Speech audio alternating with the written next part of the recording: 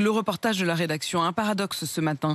L'épidémie de coronavirus emmène de moins en moins de malades en réanimation. Moins de 1000. Le seuil a été franchi hier. Et pourtant, le variant Delta progresse. 40% des contaminations sont dues à ce variant. Le nombre de cas augmente. Avec un constat des médecins, ceux qui sont hospitalisés ne sont pas vaccinés. C'est le reportage de la rédaction. Il est signé ce matin Caroline Philippe et Marilyn Hotman. Sur 350 lits, 5 sont occupés par des patients Covid, contre 200 en pleine crise. Parmi eux, Conan, il a été admis mardi ici à l'hôpital de Melun, 2 jours après les premiers symptômes. J'ai senti une très grosse fatigue, la diarrhée, la fièvre, la toux, grasse surtout. C'est pas un leurre, c'est une réalité.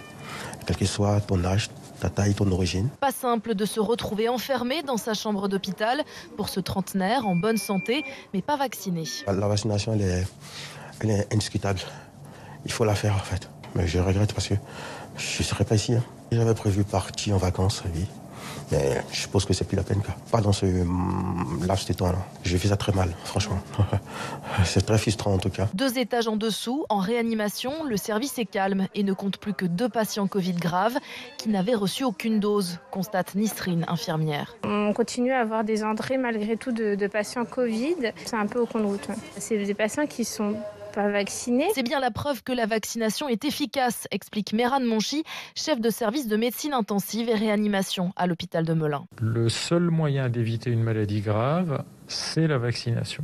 Depuis 4 à 5 semaines, les seuls qui arrivent sont soit des non-vaccinés, soit des gens qui ont des traitements qui diminuent l'immunité, des patients greffés par exemple, chez qui le vaccin forcément a moins d'effet. Nous avons eu des greffés vaccinés qui sont morts dans le service.